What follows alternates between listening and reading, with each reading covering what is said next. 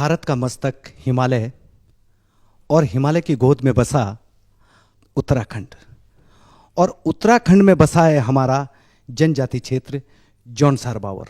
और जौनसार बावर में हमारे प्रदेश की सबसे बड़ी जनजाति निवास करती है, जो जौनसारी जनजाति के नाम से जानी जाती है। आज हम लोग गर्व और गौरव से गौरवान्वित हैं कि बसंत के इस सुंदर पर्व पर, जब हमारी 6 ऋतुएं और उसमें ऋतुराज बसंत अपनी दस्तक दे रहा है, उसमें हम उत्तराखंड दूरदर्शन के माध्यम से आज यहाँ पर आपसे मुखातिब हैं। और जनजाति क्षेत्र जौनसार बावर को हम आज संस्कृति के झरोखे से देखेंगे।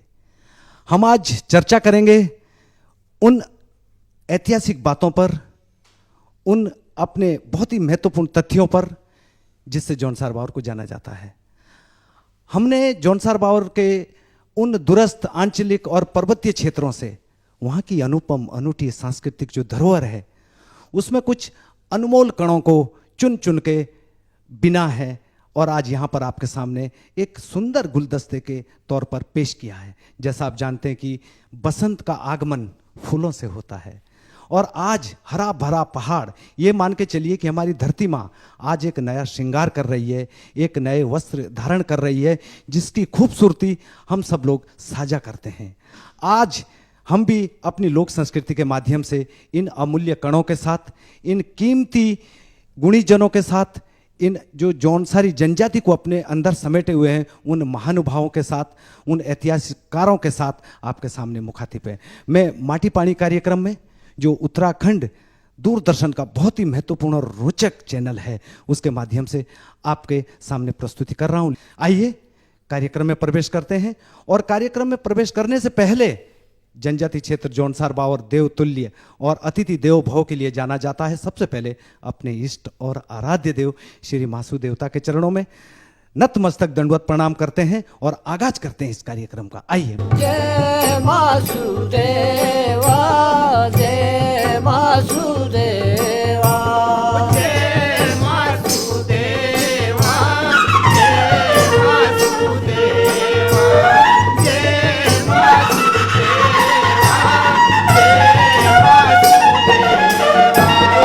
जय मासुदेवा।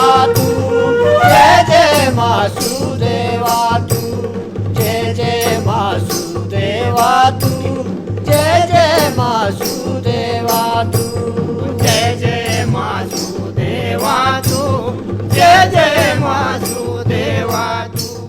बहुत बहुत धन्यवाद। मासु देवता की गाथा और व्यथा इतनी लंबी है कि उसके लिए तो हमारी कई पीढ़ियां खप गई है। मैं केवल ये शब्द आपके सामने कहता हूं कि लोक संस्कृति बहुत छोटा सा शब्द है। कहने में कुछ क्षण लगते हैं और इसको प्रस्तुत करने में कुछ घंटे लग जाते हैं। इसको समझने में जिंदगी निकल जाती है और इसको बचाने के लिए पीढ़ियां स्वाह हो जाती है। सबसे पहले मैं अगर अपने दाईं ओर से शुरू करता हूं। आप हैं चंद्रशेखर जोशी जी, आप ग्राम क्यावा से वास्ता रखते हैं। उसके बाद दूसरे नंबर पे संतराम चौहान जी, एक जाना माना नाम है, ये ग्राम रिखार से आते हैं। और तीसरे नंबर पे हैं दौलत सिंह रावत जी, ये शौर्य गाथा हुनर के एक जाने पहचान कलाकार हैं हमारे जौनसार बावर के। और मेरे सामने जो विराजमान है, एक बहुत ही महान हस्ती, जिनके मुख से हमारे इतिहास को देखा जाता है, परखा जाता है और सुना जाता है, ऐसे हमारे सामने बैठे हैं। हमारे ये हटाल गांव से आते हैं चतर सिंह महान, बहुत ही अच्छे और जानकार हैं, हमारे इतिहासकार हैं। और आगे बढ़ता हूं लोक संस्कृति के पायदान पर, एक जाना माना नाम जो लोक संस्कृति को अपने मुख से जब बिखेरते हैं तो 100 साल 200 साल पुराना हमारा लोक गायकी का जज्बा सामने आ जाता है, ऐसे हमारे कलाकार कातकुदास। और उसके बाद नौजवान हमारे कलाकार जो आज के युग के गीतों को बखूबी गाते हैं, बारुआ भारती। और एक नाम और, ये नाम है ग्यारुदास।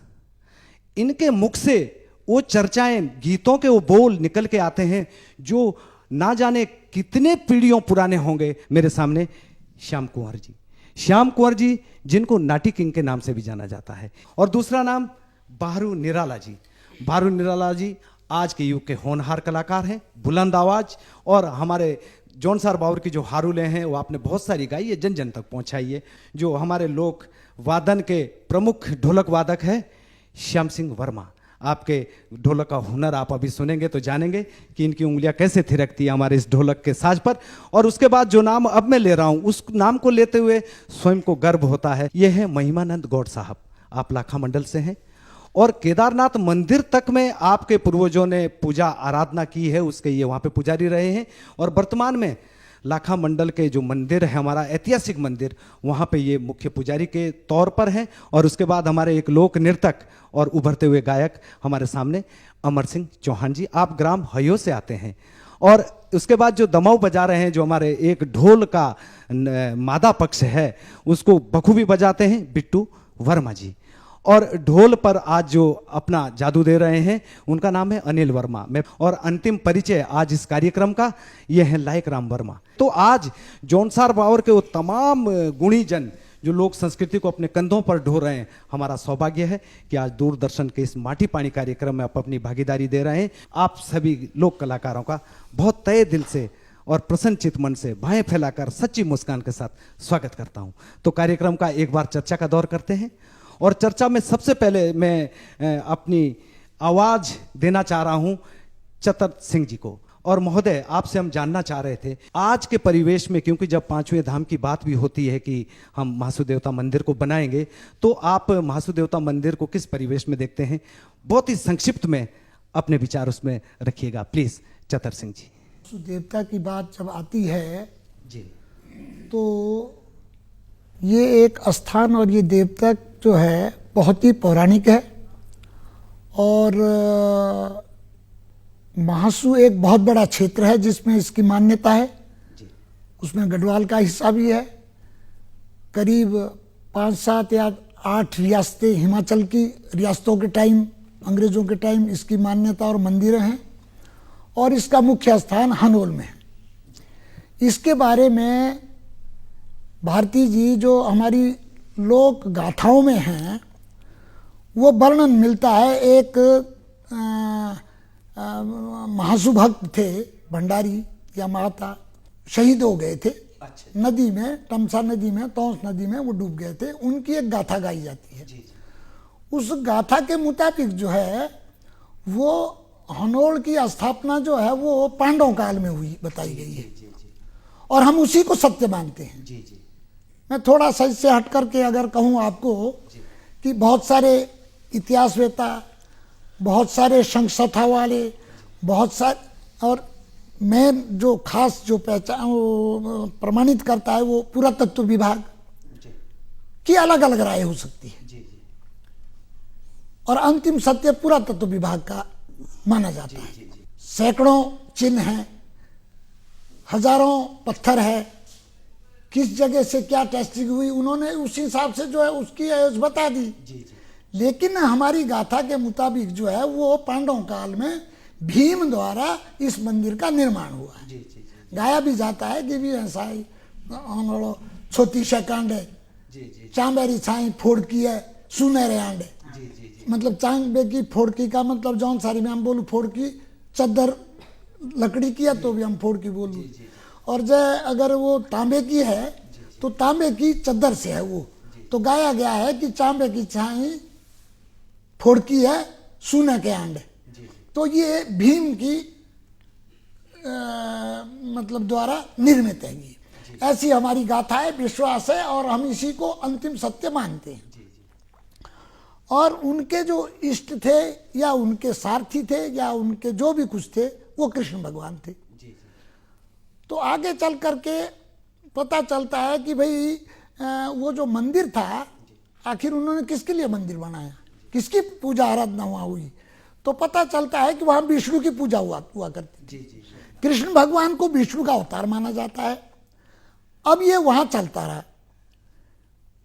अब आगे देखिए वो कार्यकाल हमारी जो सांचाओं की जो गणना है या ज्योतिष की जो गणना है, पांडव काल का समय आज से 5200 कुछ साल पहले का है। 50 या 60 साल या 40 साल पुराना माना गया है।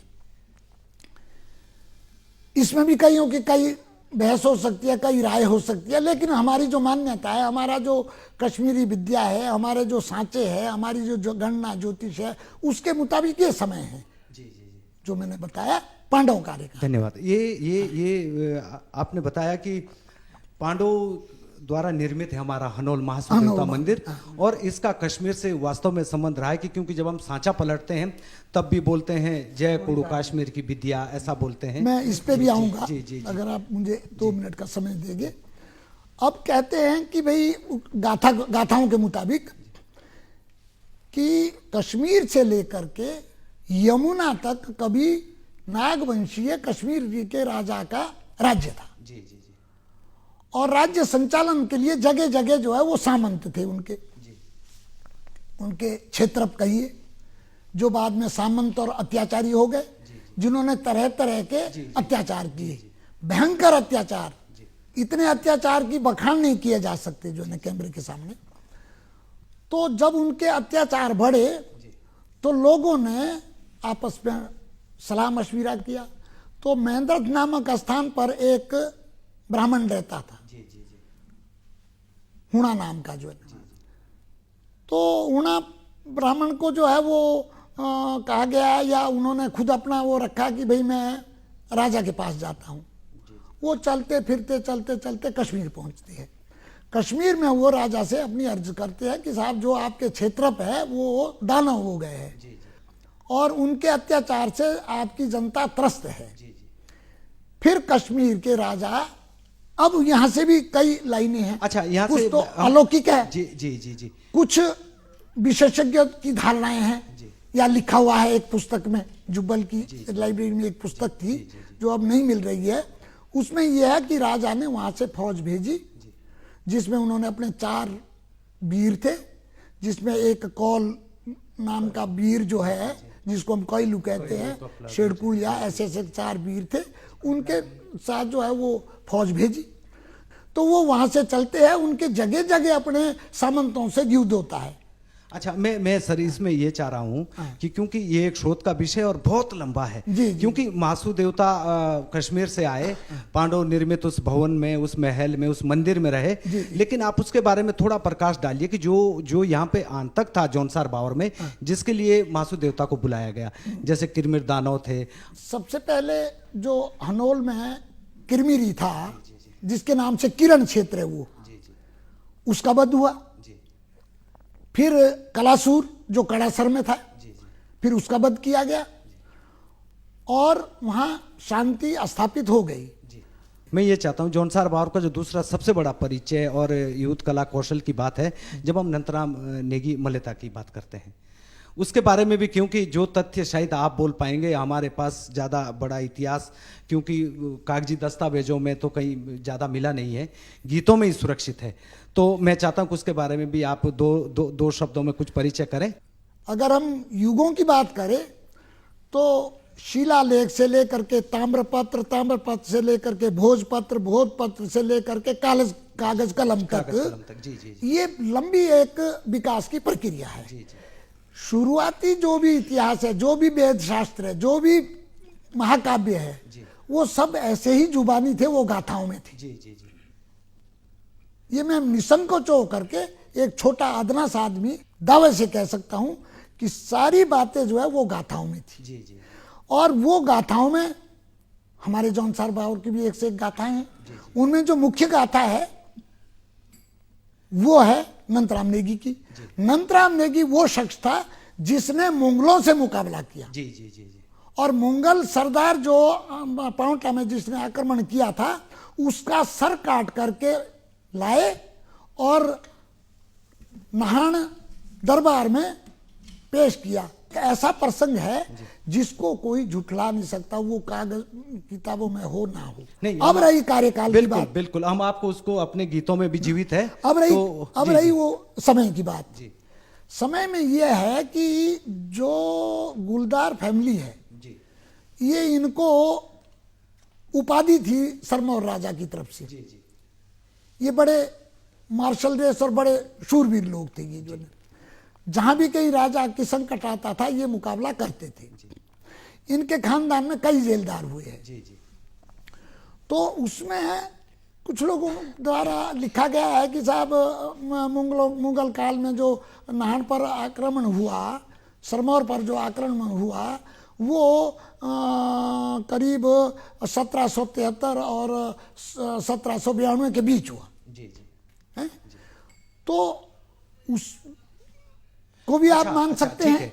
हमारा क्योंकि इसमें उस कार्यकाल को भी आप मान सकते हैं कि बिल्कुल, बिल्कुल। उसी युद्ध में जो है नंदराम नेगी ने वो करिश्मा जी जी जी जी दिखाया जी। था। हम सर ये चाहते हैं कि नंदराम नेगी जी का जो हुनर था, वीरता थी उनकी, जो वो गीतों में भी कायम है, आपने भी उसका बखान कर दिया। तो मैं चाहता हूं कि हम अपने सांस्कृतिक और गीतों के माध्यम से भी उस इतिहास को थोड़ा सा प्रस्तुत करें। होके ले रायणा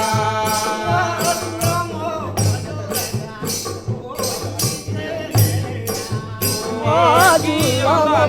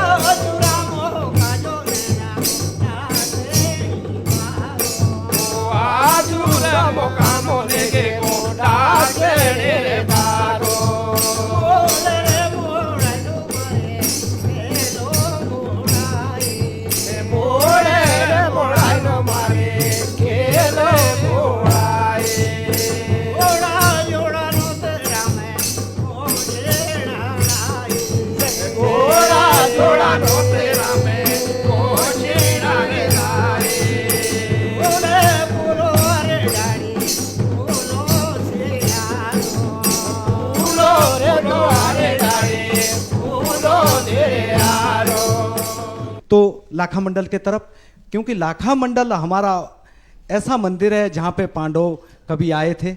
उनकी बहुत सारी जो गाथा है वो लाखा मंडल से जुड़ी है। कभी हम उनको ये बोलते हैं कि वो लाखा मंडल में तब आए थे जब गुप्तवास था, उनको वहाँ लाक्षागृह में भी बंद किया था, उसका उद्गम भी कहते हैं लाखा मंडल में है। बहुत सारा इतिहास है। लेकिन मैं आपको लिए चलता हूँ पंडित महिमानंद गौड़ जी के पास। पंडित महिमानंद गौड़ जी अपने आप में एक इतिहास है, और उसी इतिहास का बखान करते हुए आज प्रकाश डालेंगे कि लाखा मंडल जो हमारा विश्व पटल पर आज पर्यटकों के लिए एक शोध का और बहुत ही ऐतिहासिक तथ्यों को जानने का केंद्र बना है। पंडित जी, आप बताइएगा कि लाखा मंडल को हम लोग अतीत में और फिर वर्तमान में और उसको भविष्य में जानना चाह रहे हैं कि वास्तव में हमारा लाखा मंडल इतिहास के झरोके से क्या प्रस्तुत करता है। पंडित महिमानंद गौड़ साहब। मैं सबसे पहले आप लोगों को अपने इष्ट देवता भैरव देवता, शिव जी भैरव देवता, 33 कोटि देवी देवता, 1.25 लाख शिवलिंग की स्थापना और 4 युग के शिवलिंग के तरफ से जो युगों युगों के शिवलिंग है, सतयुग, त्रेता, द्वापर, कलयुग, चारों युग के शिवलिंग वहाँ पे विराजमान हैं। मैं सबको नमन करता हूँ और अवगत करता हूँ। सबसे पहले उस मंदिर की खोज गाय माता ने की है।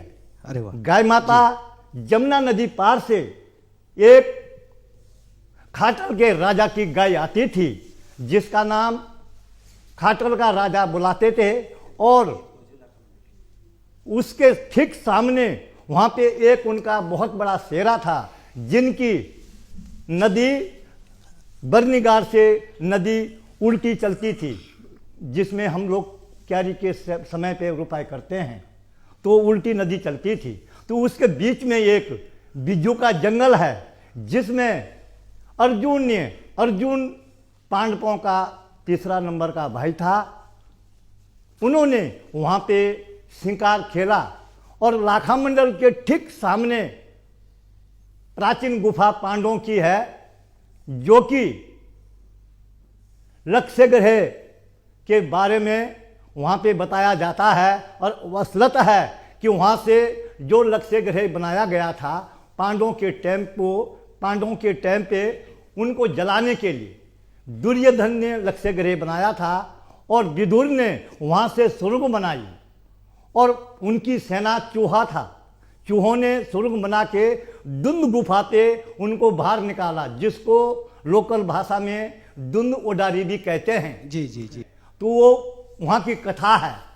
और मंदिर के, शिव मंदिर के अंदर वो सत्यु का शिवलिंग है जिसकी खोज गाय माता ने की है।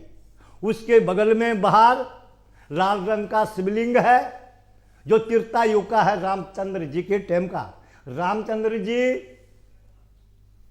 उनकी धर्मपत्नी जगत माता सीता को दुष्ट रावण ने पंचवटी से हरा के ले गई और श्रीलंका पहुंचाई है। रामचंद्र जी माता जी के खोज में गए, नल नील बानरों की सेना से और हनुमान जी से उनकी मित्रता किष्किंधा पर्वत पे हुई है। और वहां से सेना लेके वो लोग सोयतबंद रामेश्वर में जा पहुंचे और उन्होंने उस शिवलिंग की स्थापना सोयतबंद रामेश्वर में समुद्र के बीच में की है। जब रामचंद्र जी ने श्रीलंका जाने के लिए पुल बांधा था। जो हरे रंग का शिवलिंग है वो द्वापर युग का है, कृष्ण जी के टाइम का। अच्छा अच्छा अच्छा, जी जी। वहां पे 33 कोटि देवी देवता है, 1.25 लाख शिवलिंग की वहां पे स्थापना है।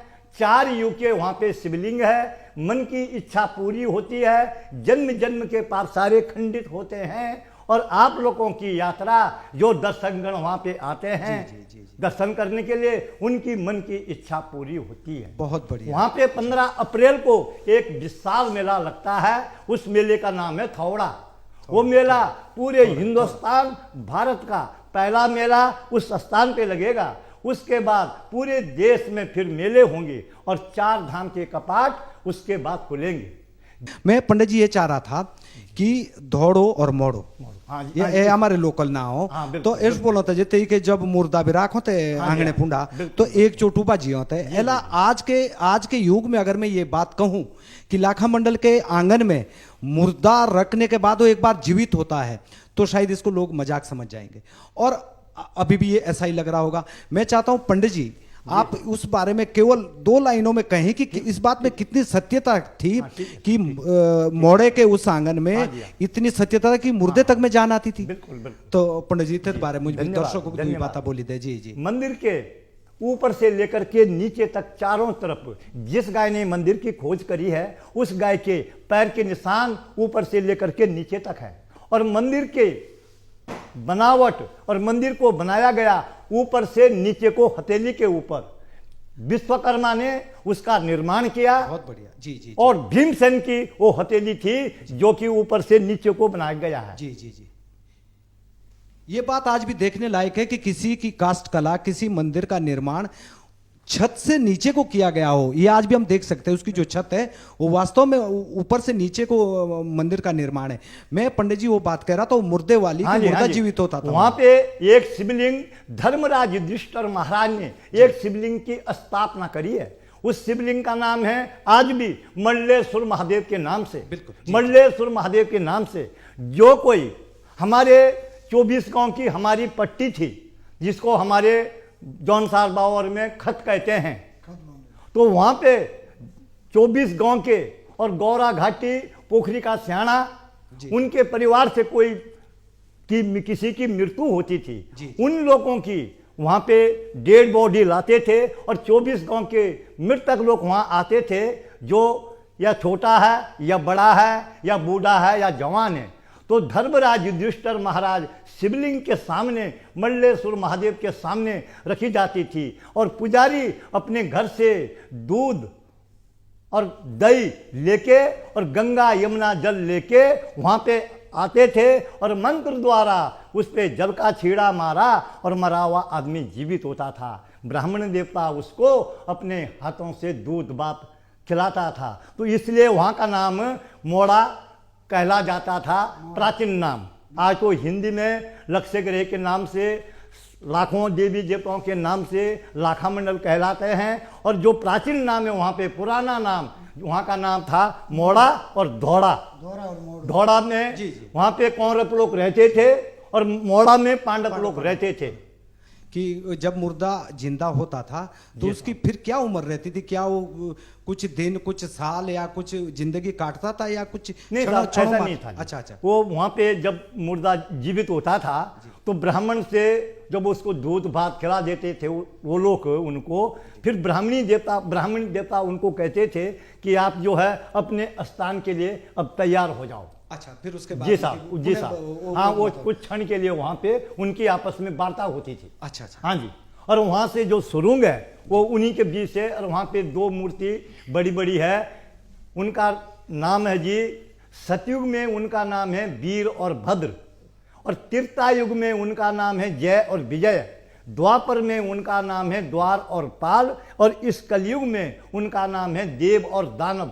देव की पहचान क्या है? उसका हीरे मोती का मुकुट है, और दानव की पहचान क्या है? उसके खोपड़ी पे मसान का निशान है। वो आज भी देखने की चीज है। बहुत। एक लाइन अब उसमें भी बता दीजिए कि आप पांडवों का वो लाक्षागृह, जहां से कहते हैं कि पांडवों को जब लाक्षागृह में बंद करा था तो लाखा मंडल की गुफा से बाहर निकले थे, इसमें कितनी सच्चाई है गौड़ साहब? उसमें ऐसा है साहब कि वो जो है क्या उसका नाम, वहाँ पे चारों तरफ लाल ईंट है, चारों तरफ जहाँ पे वो लक्ष्य गृह बनाया गया था वहाँ पे चारों तरफ लाल ईंट है। उसके बाद जो अभी सरकार ने प्रत्येक विभाग वालों ने वहाँ पे ग्रिल बना रखी है कि टूट फूट ना हो ईंटें की। उस ईंट के नीचे आज भी क्या उसका नाम लाख है।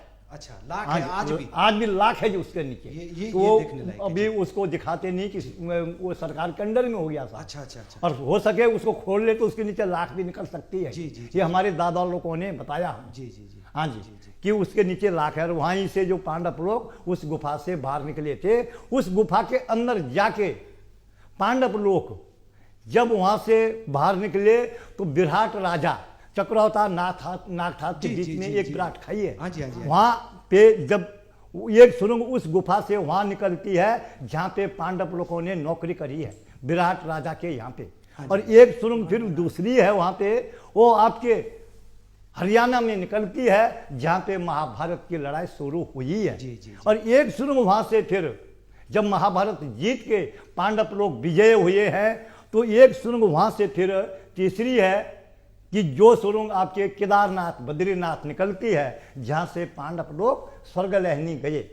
और वहां का नाम एक जगह गौरा घाटी है, गौरा घाटी है ना। जी। तो गौरा घाटी जब पांडव लोग को क्या उसका नाम पाप लगा तो ब्राह्मण देवताओं ने कहा कि आप लोग जब तक आप शिव जी के भोले बाबा के दर्शन नहीं करेंगे तब तक आपका कुष्ठ मोचित नहीं होगा। ठीक है गौड़ साहब, इस पे हम बाद में आते हैं।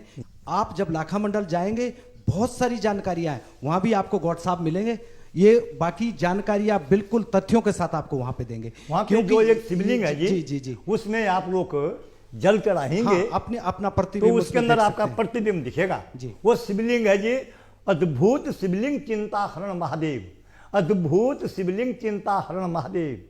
उसके दर्शन करने से सारी चिंता दूर होती है। आइए पंडित जी, इस इतिहास के साथ साथ ना हम अपने कलाकारों के साथ भी उन गीतों के माध्यम से भी उस लाखा मंडल को देखते हैं। जय हो। क्योंकि ये हजारों सालों पुराना इतिहास है जो हमारे गीतों में कायम है।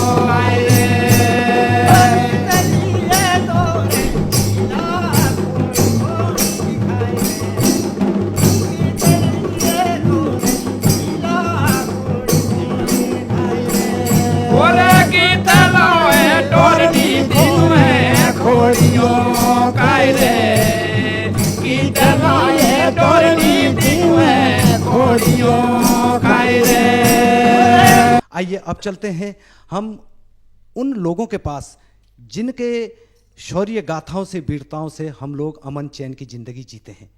अगर सैनिक ना हो, हमारे सीमा की रक्षा ना हो, तो हम लोग घरों में सुरक्षित नहीं रह पाते।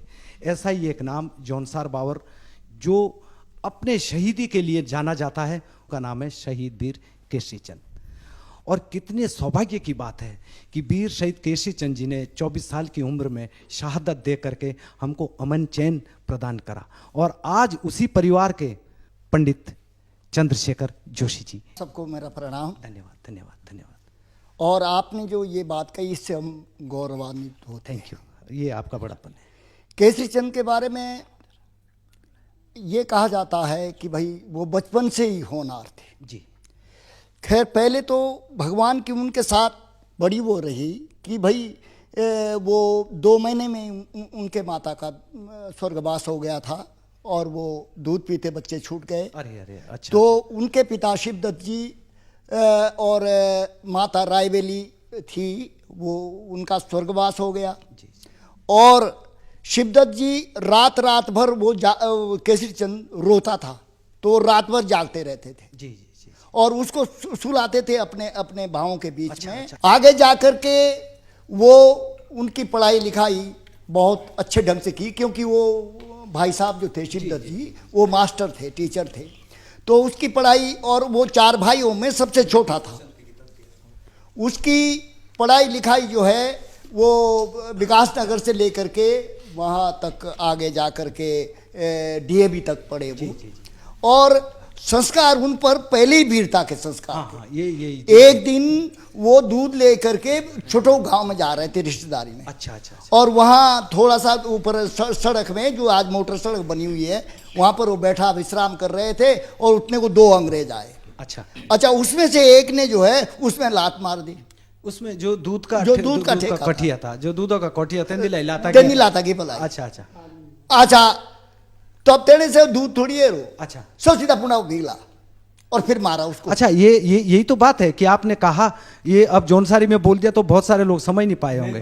उनका कहना ये था कि जैसे ही उन्होंने उस दूध के ठेके में लात मारी, उन्होंने सीधा आक्रमण कर दिया उस अंग्रेज पे। ये एक उनके नहीं, जज्बा था। जज्बा था भाई, अंग्रेजों को देख नहीं पा रहे थे, उनके ऊपर आक्रमण करना बचपन में, तो यही तो वीरता का उनका। जी जी जी। तब जो वो दूसरा था, जब उसके तरफ मुखातिब हुए तो उसने कहा भाई मैं नहीं एने ही करूँ जो किस करूँ। अच्छा, वो कब डर न था, वो कब तो दिनेश गार्जियन चाहिए अब वो तो नशे होता था, इसके लांदा से उसे दिनेश बोलो कि ना ऐसा या करो भाई, जाइए।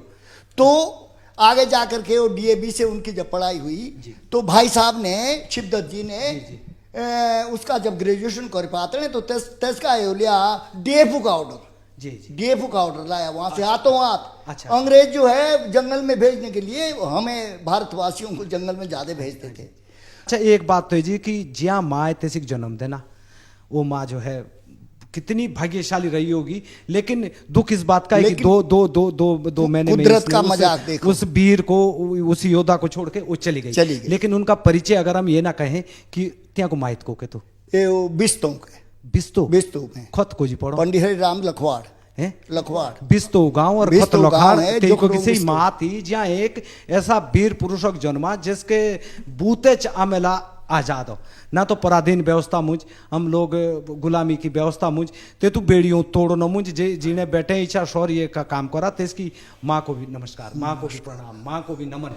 अच्छा, दूसरी बात है जो यही चाहता जाननी कि सो तो सब सुनो गीत पांडो भी हम गीत भी लांदे पो, जे केसरी चंद जब फांसी का ऑर्डर आ तो जौनसार बावर की हर आंख रोई। जब पांडे रोए तो 6-7 आदमी नोटी। हाँ जी। सूरज सिंह जी थे, नारायण सिंह थे, भाई तुलसीराम थे, मदन सिंह गडोल था, और भी कई आदमी जब गए वहाँ, तो सबसे पहले तीन बोले तब कहा रही थी पड़ी।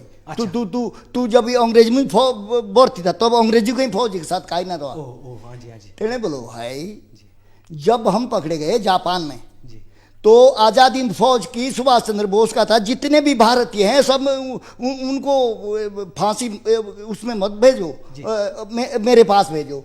जापान वालों को कहा कि भाई आप फांसी सुनाएंगे उनको, लेकिन मेरे पास भेजो, मैं आज़ादी हिंद फौज तैयार कर रहा हूँ। तो उसमें एक तो वो था गोरखा, अच्छा। जिसका आज देहरादून में उसका भी वो मनाया गया है। हाँ हाँ हाँ। तो गांधी पार्क, पुंडी गांधी वो पार्क, दो आदमी आजाद हिंद फौज में हो गए। तो आजाद हिंद फौज से वापिस वो मलाया सिंगापुर में एक पुल उजाड़ने की योजना बनी, तो उस समय वो पकड़े गए। बिल्कुल स्या जोशी पता कि अच्छा, जो अच्छा, इम्फाल में हाँ, जो वो पुल तो पता ही उड़ाया, है सबको। पुल उड़ाया तब वो पकड़े गए और तब वो सजा हुई। मैं तो ये जानना चाह रहा हूँ कि जब फांसी का सुना गौर है। तो तोला गौरव की और गांव की कहा। अरे गांव की हालत, घर में तो एक प्रकार से बेहोशी हो गए सब। उसकी खूबसूरती आज ने आपने फोटो देखे होंगे। फोटो ही देखे। गांव पुंडे तिथियों के कई दूसरे लोग बिधराशी रोटी ना बाजी, अरे खाने का नहीं पकाया। जी। गांव वालों ने आकर के त्यों के चौन चाड़ो ये सब गांव वालों ने संभाला। नहीं तो पूरा हमारा पूरा इलाका 3 मई को उनको फांसी हुई जी। और 26 मई को मेरा जन्म है, उसी महीने में। अरे वाह वाह वाह वाह जी। और उन्होंने पिताजी बहुत को बढ़िया।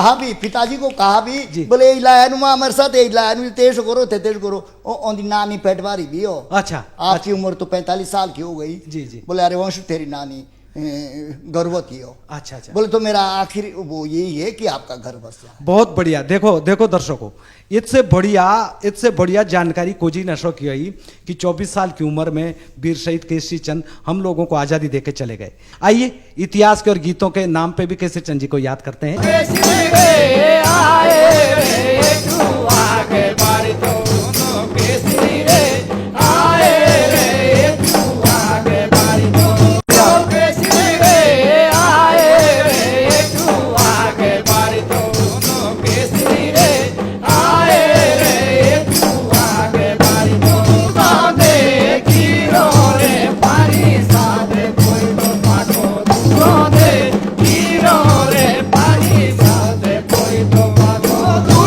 दे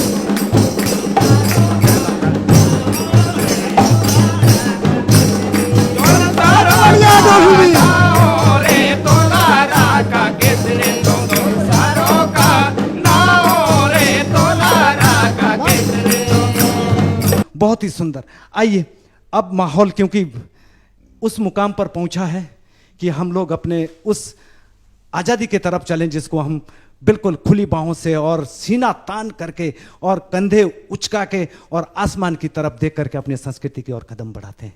वो बिस्सू मेला राव जी कैसा तब था, कैसा अब है और कैसा आपको आगे देख रहे हैं। मैं आप लोगों के सामने सिर झुका करके प्रणाम करता हूं कि 1881 में इसकी शुरुआत हुई।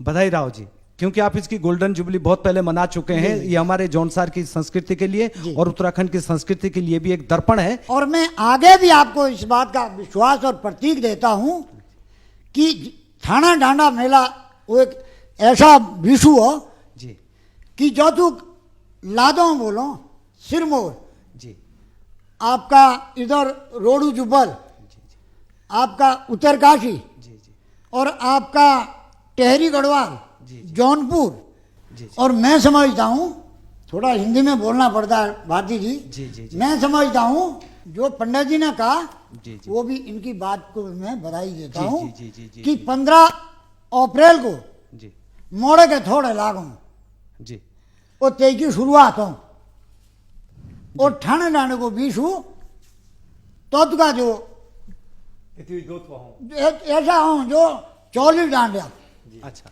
आपका नागथा थाई बीसू चुरानिया जी जी हैं, हाँ जी हाँ जी और आपका इधर कोटी कनासर साइड जी जी और कथियान साइड, जी, जी। ये इससे जुड़े हुए हैं। पर लेकिन प्रसिद्ध मेला जोनदार भावर का बीसू और ठाणे डांडू।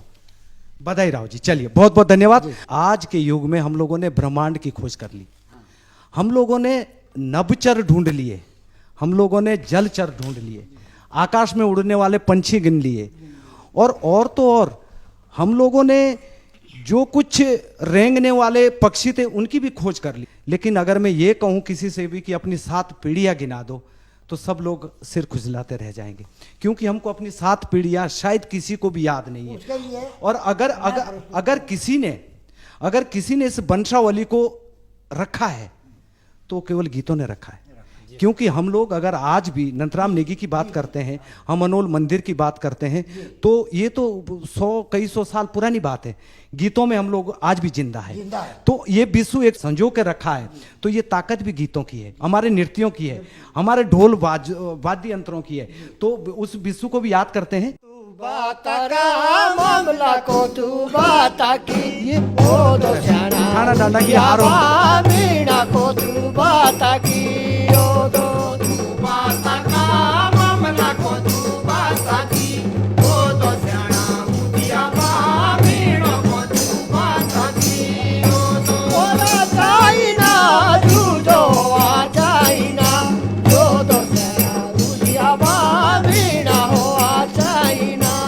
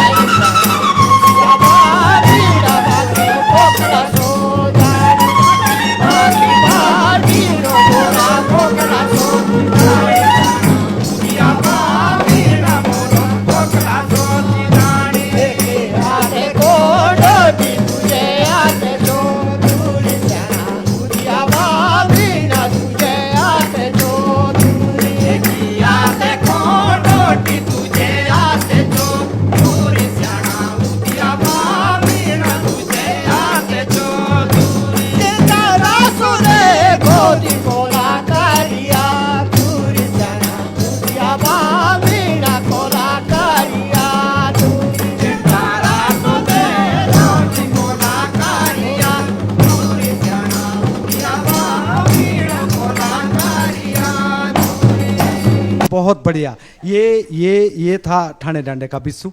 और जैसा है कि बिस्सू हमारा एक सामूहिक नाच और सामूहिक नृत्यों के लिए प्रसिद्ध है, तो आपने देखा कि हम लोगों का कोई निमंत्रण नहीं था, फिर भी बखूबी कदम मंच के और बड़े और ये सुंदर लोक नृत्य आपको देखने को मिला। मैं ये चाहता हूं कि जो आज का युग है हमारे लोक संस्कृति का, आज हम लोग किस तरीके से अपने संस्कृति को देख रहे हैं, क्योंकि पश्चिमी संस्कृति भी आ गई है, हमारे आधुनिक उपकरण भी आ गए हैं, और हम लोग गांव में भी निवास कर रहे हैं, तो गांव का आंगन भी लबालब है, तो थोड़ा बहुत मिलावट उसमें हुई है। ग्यारू दास है, मैं इनका परिचय इसलिए कराता हूं कि जो गीत गांव के आंगन से चले गए, जो गीत हमारे वाणी से विलुप्त हो गए, आज उनको ना आंगन में देख पा रहे हैं, ना किसी की जुबान से सुन पा रहे हैं। उसकी 2 लाइनें, दादा जौसारी मुझे एक विधा थी ते तू बोलो थे शिलोक, और एला शिलोक शायद जो असो कस के तुम कात ना शिलोक सुनो सुनो कुड़िए मोंडुड़िए हाथरी जोड़ी और जी कानो पकड़ी सेवा इको है बोलू माता बिंदु किया रेणी डोलो की भूसो भूसो डालो करूं राजा रघुनाथ के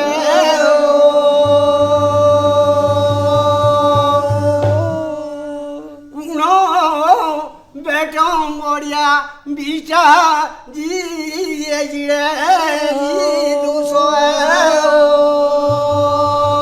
बढ़िया दादा, बढ़िया बढ़िया बढ़िया। काई की शिलोक का हमारे कोनाना भी दो, जब ज्यादा ही बिलाओं का गीत ना तो ये बोले मुड़ के ले लाई शिलोक से, तो शिलोक ही चिल्लाम बे हो कि पूरी रात नोट भी आई। दादा ये बोलूं जो भी हमारे भारत भी एक ऐसो नाव जो सुनी राखो, अरे आप पता ना जो भारत का चीज हो, देशों को नाव भी भारत, और उन देशों को जो भारत तो से जो हमारे गांव के कलाकार भी गांव पते 2 लाइन की भी सुनाई। पुलियो जांदे की पुल टूड़ाड़िया पुलों की दाए ध्यानी मेरे को लोरे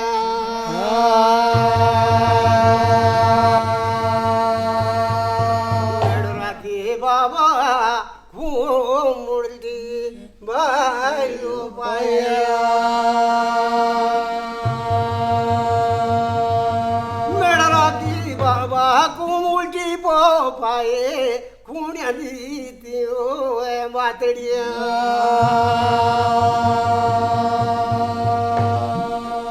भूमि राखी लावेड़नो रे वाइलाया। बहुत बढ़िया दादा, बहुत बढ़िया। अच्छा अच्छा, ये तो भारत, और अब ये 2 आखर दे सुनाइए के का बोलो छोड़े छोड़े छोड़े छोड़े छोड़े छोड़े छोड़े हमारे तो जैसे कबीरदास रहीमदास जी के दोए भी लाणो चाबी खाणो हुण मांडो पानी नालो पीणो ओए माणी से प्यारा मोरी जानो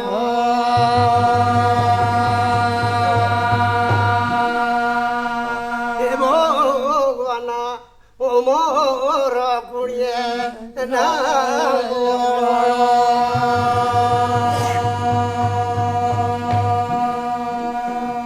गाड़ा को बोलो पानी से भागा आगे जाओ सागो शिवड़ी मशो मोर्शा तो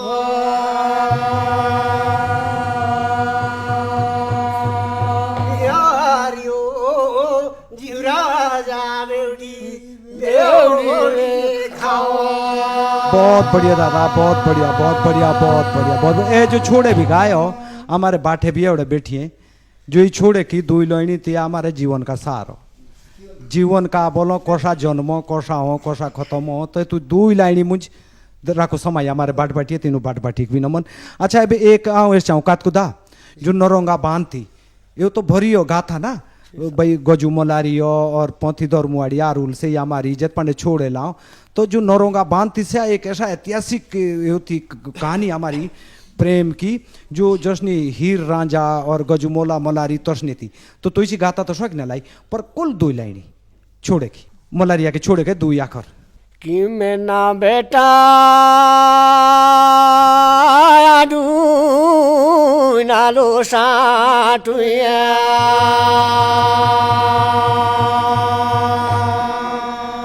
मुझो बेटा बुहारी लवणिया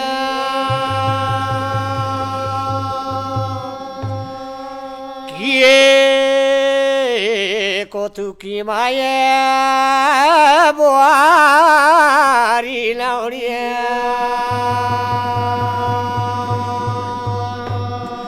बाबा की नाम आए डोई को माये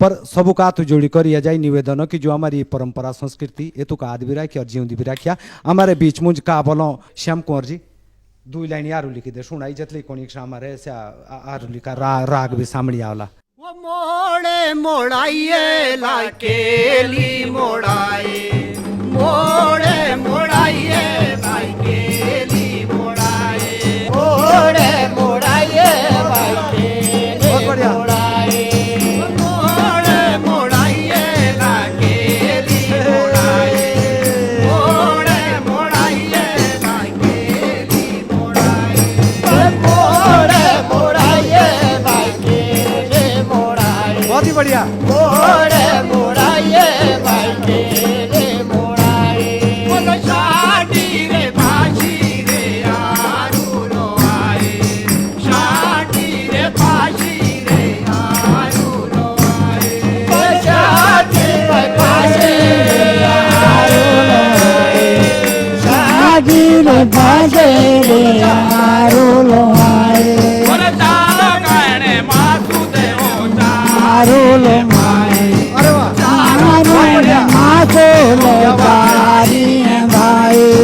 तारो गाने बासुदे ओ तारी रे भाई तारो गाने बासुदे ओ तारी रे भाई आठो गाने कोटियों ने ना तोरे गमाए आठो गाने कोटियों ने ना तोरे गमाए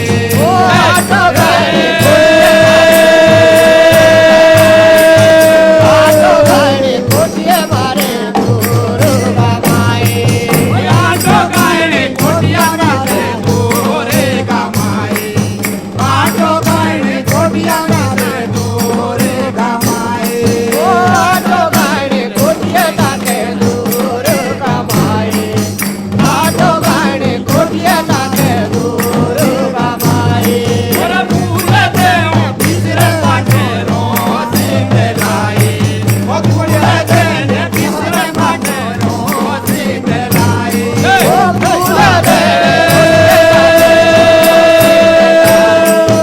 पूरे दे बिसरे ताके रो से लाए बोला मोड़े मोड़ाइए भाई केले मोड़ाए मोड़े मोड़ाइए भाई केले मोड़ाए मोड़े मोड़ाइए भाई केले मोड़ाए मोड़े मोड़ाइए भाई केले मोड़ाए जब गांव में कोई एक आदमी बीमार होता है तो उसको उठा के हॉस्पिटल लेके आते हैं डॉक्टर के पास लेकिन जब कभी कभी पूरा ही गांव बीमार होता है तो हॉस्पिटल ही गांव में आ जाता है इलाज के लिए मैं कातकुदास से निवेदन करता हूं कि पांडवों का एक बार बाकना और फिर पांडवों का जो रोण गीत है केदार बादशाह जो भी तिरपन गीत लांसू उसका शुरू करो और 2 मिनट में इसको खत्म करेंगे ये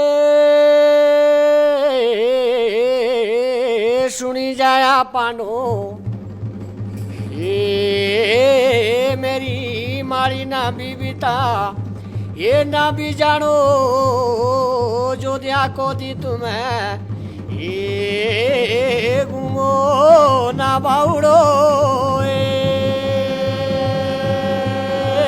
चुकी काने तामू ये जे नोरू के बुतीड़े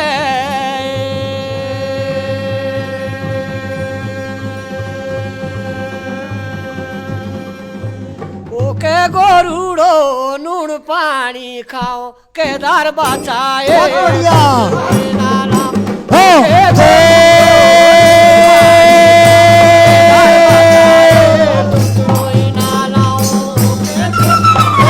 नून पानी खाओ